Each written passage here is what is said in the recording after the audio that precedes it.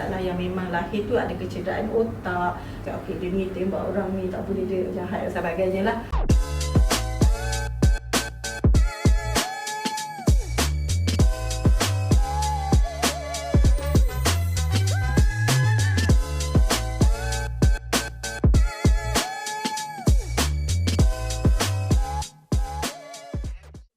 Assalamualaikum dan selamat sejahtera kepada penonton kami dalam podcast Cerita Kita. Bersama saya Fazira dan saya Auni. Dan di episod kali ini, kita akan membincangkan satu topik yang menarik bagi kanak-kanak, iaitu bagaimana pengaruh teknologi dan media sosial memainkan peranan dalam perkembangan dan pemikiran kanak-kanak. Betul sekali Fazira. Oleh itu, kami berasa sangat berbesar hati kerana hari ini kita ada tetamu jemputan istimewa untuk membincangkan topik tersebut, iaitu Puan Aisyah.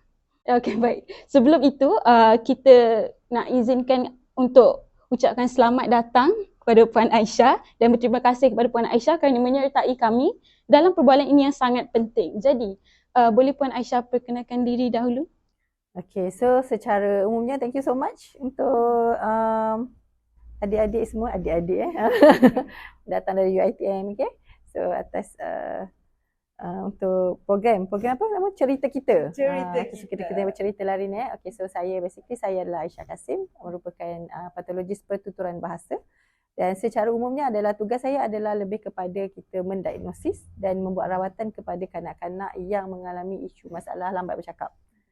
Speech delay ataupun kelewatan pertuturan. So istilah dia begitulah. And basically selalunya kita akan jumpa kanak-kanak dengan masalah kelewatan pada perkembangan dia lah. Okay, jadi Puan Aisyah, manakah Puan Aisyah pakar kan dalam bidang kanak-kanak ni? Boleh saya tanya, bagaimana teknologi secara keseluruhannya mempengaruhi perkembangan minda kanak-kanak? Yalah, macam kita tahu, sekarang ni ibu bapa yang moden, kalau apa-apa dia akan bagi media sosial tu kepada kanak-kanak. Jadi apa pandangan Puan Aisyah dari situ? Okay, so teknologi kan, maksudnya pengaruh teknologi atas perkembangan kanak-kanak ni. Okay, so kita sebenarnya di zaman ini, kita tak boleh nak lari ikut daripada teknologi ni. Dia bukan, nak kata benda ni bukan benda asing yang kita kata kita kena elakkan anak kita daripada gunakan teknologi. Sebab dia adalah part of kita punya kehidupan. Dan rata-rata pun macam inilah berapa banyak teknologi yang kita pakai hari ni, just untuk menyampaikan ilmu salah satu. Okay, tapi of course, sebenarnya dari sudut perkembangan kanak-kanak, teknologi ni dia bukan satu benda yang kita kata dia mengganggu ke ataupun mungkin dia akan memberikan kesan negatif ke. Kita tak boleh nak cakap benda tu straightforward macam tu. Sebab teknologi ada, kalau semua benda, kalau kita gunakan dengan betul, dia akan memberikan hasil yang baik. Kalau kita guna dengan cara yang salah, dia akan memberikan hasil yang sebaliknya lah. Konsep asas je begitu. Tapi of course sebenarnya bila terlalu banyak, bukan terlalu banyak, maksudnya terlalu banyak teknologi yang ada sekarang, maksudnya kita kata kita nak dapat akses daripada information, kita nak dapat akses kepada apa yang berlaku di dalam negara, luar negara, so senang. Sepatutnya benda tu akan memberikan, sepatutnya lah kalau secara positif ni dia akan memberikan lebih banyak input untuk orang belajar, untuk kita belajar, untuk kanak-kanak mungkin dapat tahu benda yang lebih, kira benda yang di luar daripada persekitaran dia. Ataupun sebaliknya, okay, banyak benda-benda yang kurang ditapis, dia akan berikan kesan buruk. So sebenarnya, adakah teknologi mempengaruhi cara hidup kita sekarang? Yes, betul. Dia tak samalah dengan dulu, betul tak? Takkan sama. Memang tak sama. Cuma, of course, bila benda berubah, kita manusia pun kita kena berubah dari sudut style. Macam mana kita melihat perkembangan kanak-kanak tu dan macam mana kita nak shape perkembangan tu supaya jadi positif dengan teknologi yang ada lah. Kiranya kita kena adaptasi lah ke sekeliling kita ni. Yes, kita yang kena beradaptasi sebenarnya. Okay, Puan, untuk soalan seterusnya, dalam pengalaman Puan sebagai speech therapist, adakah terdapat perubahan dalam perilaku atau cara berfikir kanak-kanak yang mungkin disebabkan oleh penggunaan media sosial? Sebenarnya ada. Bila teknologi berkembang pada tahun, saya ingatlah start 2000, mungkin 2010 ke atas yang start ada this all teknologi. And pada masa tu, kebanyakan sekarang kanak-kanak kalau kita tengok, kalau zaman sekarang ni, vocab dia orang pun sebenarnya, vocab yang dia orang dapat tu tak sama dengan kanak-kanak yang zaman dulu. Bukan tak sama, maksudnya, vocab tu akan dipolehi tapi benda yang dia orang dapat tu sepatutnya kalau zaman dulu dia dapat benda tu lambat tapi sekarang dia dapat awal. Contoh dia apa? Colors, ABC, numbers. Kenapa benda tu sangat banyak di media sosial, betul tak? video-video pengajaran yang berbentuk, maksudnya itu masuk ajar colours, ajar numbers, ajar huruf, ABC dan sebagainya, sangat banyak. Dan budak akan tengok benda tu berkali-kali. So that's why budak sekarang kalau tahu ABC tu setahun, 2 tahun, 3 tahun tu dah kenal ABC, benda tu tak pelik. Tapi zaman dulu, masa saya keluar universiti yang tak ada media sosial ni, vocab-vocab dia bukannya tu. Vocab-vocab dia adalah vocab-vocab sekeliling, mungkin objek-objek sekeliling. So dia ada perbezaan antara perkembangan kanak-kanak dulu dengan sekarang dari sudut apa informasi, apa knowledge yang dia ada tu. Bergantung kepada apa yang dia tengok banyak kali sebenarnya. So that's why sebenarnya isu delay, kalau kanak-kanak yang delay sekarang pun sebenarnya sebab dia tu dia berbeza, bukanlah berbeza, dia tak ada sebab berbeza, maksudnya berbezalah daripada dulu sebab dia tu. So kita sebagai orang yang merawat ni pun dah kena adapt jugalah. Okay, jadi kita pun macam dah macam mana tertarik dengan perbincangan ni, tapi kita nak rehat dulu dan jangan pergi ke mana-mana, kita kembali lagi sebentar lagi.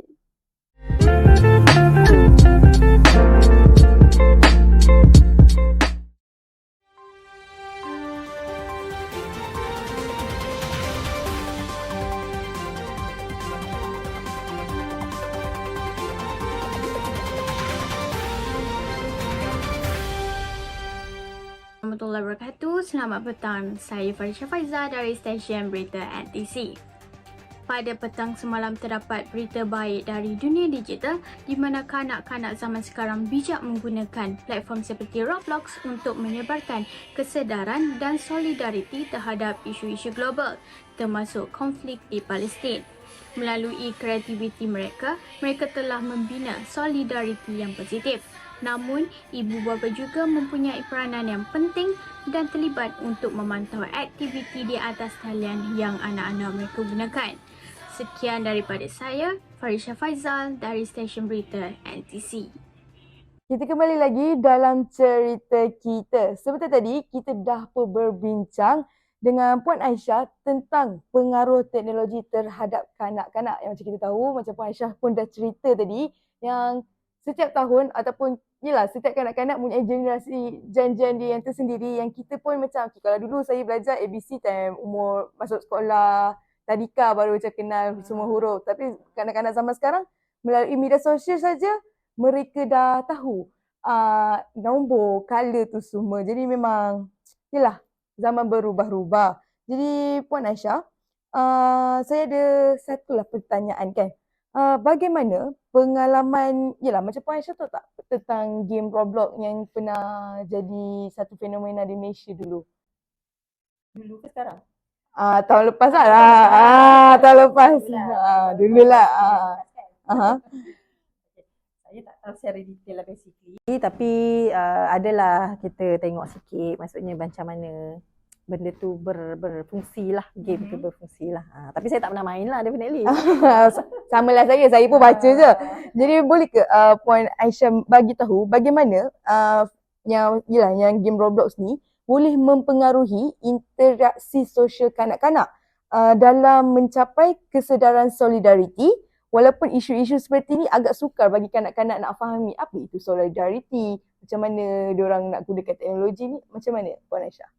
Okay, so sekarang golongan kanak-kanak ni dia sebenarnya age umur dia tu macam quite big, betul tak? Contohnya macam 6 tahun, 5 tahun ke atas basically.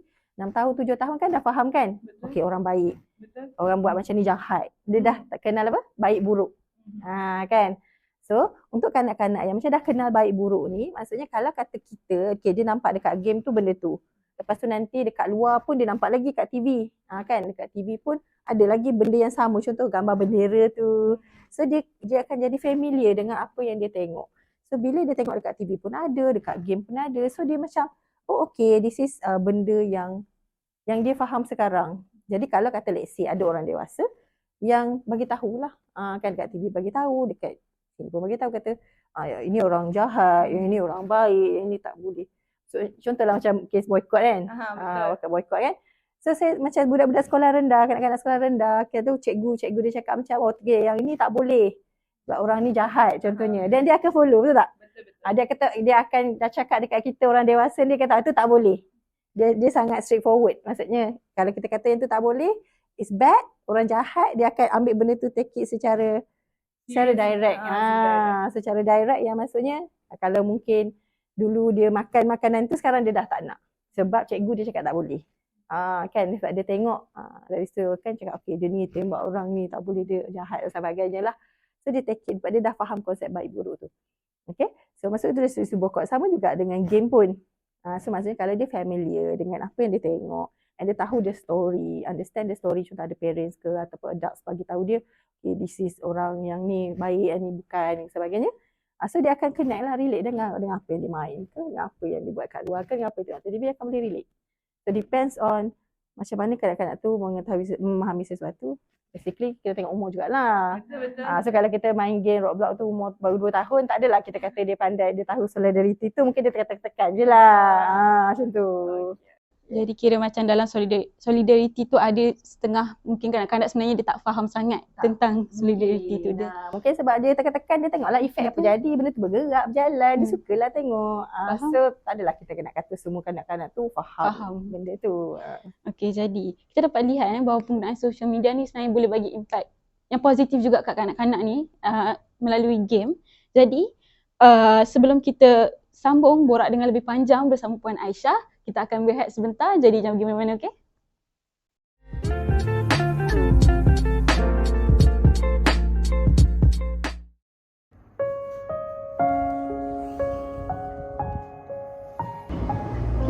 Terima ikutin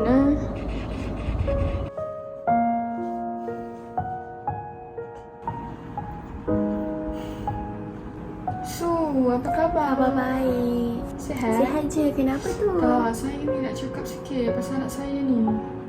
Tak tahulah, saya risau sangat. Sebab hari-hari dia main phone. Saya panggil dia buat tak dengar. Saya rasakan sebab tu kot dia lambat bercakap. Saya tak tahulah nak buat macam mana. Anak Su macam mana? Okey ke? Ke Su rasa macam anak Su pun macam saya? Itulah Tia, samalah. Anak Su pun Su tengok memang 24 jam kepik je dengan telefon tu. Sampai Su pun tak tahu dah nak buat apa. Tapi tak apa Tia, nanti kan kita pergi makan, kita lepak-lepak, kita bincangkan isu ni sama-sama, okey? Kembali lagi dalam podcast kami iaitu Cerita Kita. Tadi kita dah borak mengenai positifnya media sosial ni. Tapi macam biasa, benda yang positif pasti akan ada yang negatif juga. Okay, kita nak tengok sikit apa yang negatif mengenai media sosial terhadap perkembangan kanak-kanak. Dan antara salah satu yang kami jumpa adalah mengenai speech delay. Jadi Puan Aisyah, boleh tak jelaskan sejauh mana media ni memberi kesan kepada kanak-kanak sehingga dilakukan speech delay? Sebab yang macam kita tahu, macam saya tengoklah media sosial, ada juga anak-anak pempengaruh ataupun artis-artis yang menghadapi juga speech delay ni. Jadi Puan boleh explain sikit? Okay, speech delay kan. Speech delay ni sebenarnya kisah dia adalah budak tu dia lambat bercakap. Secara asas dia macam tu. Okay, so speech delay ni reason dia sangat banyak. Kalau saya kata zaman-zaman dulu masa tak ada media sosial whatever semua ni, dia jelas lah, maksudnya jelas. Kalau sekarang anak tu kadang-kadang lambat bercakap, speech delay, tapi kita tak nampak sangat jelas isu dia macam ada masalah kat otak ke mana-mana, tak ada. Dia just lambat bercakap. Okay? So yes, sebenarnya memang media, teknologi memang mempengaruhi sebenarnya pembelajaran kanak-kanak tu untuk bercakap. Dia mempengaruhi. Okay, dia pengaruh dia macam mana? Okay, dia macam ni. Contoh kalau katalah korang kan nak pergi belajar satu bahasa. Kata nak pergi belajar bahasa Mandarin. Kan? So bila nak pergi belajar bahasa Mandarin tu, so apa sebenarnya proses yang untuk membolehkan korang bercakap bahasa Mandarin tu? Pergi belajar, lepas tu apa? Lepas tu faham dulu, praktis, betul tak? Kena belajar, faham, ingat kan? Kena belajar perkataan tu. Lepas tu ingat pula apa maksud dia, faham dulu maksud dia apa. Lepas tu try belajar untuk sebut. Kalau Mandarin tu bergeliat lah lidah tu nak sebut kan, tak biasa. Kalau biasa okey lah. So tu satu, lepas tu kena ingat. Lepas tu nanti balik kena, bukanlah balik, lepas tu kena praktis. So kalau kita tak praktis mungkin lepas tu jadi apa? Lupa. Okay. So proses dia macam tu.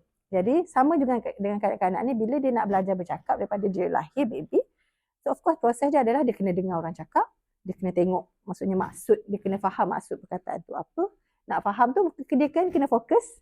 Kita kena tengok orang cakap, kita tengok orang buat apa, nak fokus tu. So, and then lepas tu dia kena ingat, lepas tu nanti dia kena praktis dengan orang. Kan?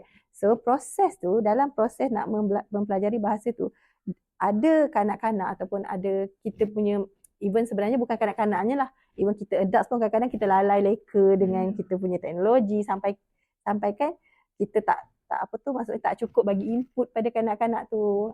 Dia anak ni tak dapat input, lepas tu pula praktis pula kurang sebab masing-masing duk tengok. Masing-masing tak banyak bersembang, tak banyak bermain dengan kanak-kanak tu, anak-anak tu kan. So menyebabkan anak tadi ni kurang input dia. So bila kurang input, kurang latihan, jadilah dia tak fasih nak bercakap tadi ni. So maksudnya kata teknologi ni tadi macam mana dia mempengaruhi dari sudut yang negatif lah kita kata sudut negatif macam mana pengaruhi anak tu ada speech delay dan sebagainya adalah bila teknologi tadi mengganggu hubungan antara anak ni dengan orang sekeliling dia. Mengganggu. Kalau kata dia tak mengganggu hubungan tu tak apa. Contoh kita pun tengok phone, anak kita pun tengok dia punya YouTube, tapi masa makan, masa main, kita duduk dah bersembang, bercakap. Dia akan dapat input tu. Tapi kalau let's say contoh anak ni tadi duduk dengan dia punya TV, dengan dia punya media dia tu, kat sana, mak duduk kat sini, masa panjang hari, macam gitu, anak nak makan, sumbat je makanan, lepas tu duduk main balik, so tak ada input. Kan rangsangan tu tak ada, lepas tu anak tu pula tak main, dari segi kognitif ataupun perkembangan mental dia, perkembangan minda dia tak berkembang dengan baik. So proses pembelajaran tu dia akan jadi slow, lambat. Menyebabkan anak tu lambat lah nak dapat input tu. So asas dia macam tu. So sebenarnya lebih bergantung kepada macam mana kita menggunakan teknologi tu. Macam mana kita dan anak tu. Jadi kiranya macam kanak-kanak ni kena ada perhatian lebih daripada ibu bapa untuk diorang dapat komunikasi secara teruslah dengan diorang. So diorang boleh praktis untuk elakkan speech delay tu daripada berlaku. Sebab dia kena praktis tu. Kan kalau tahu saja tak praktis pun tak jadi. Okay.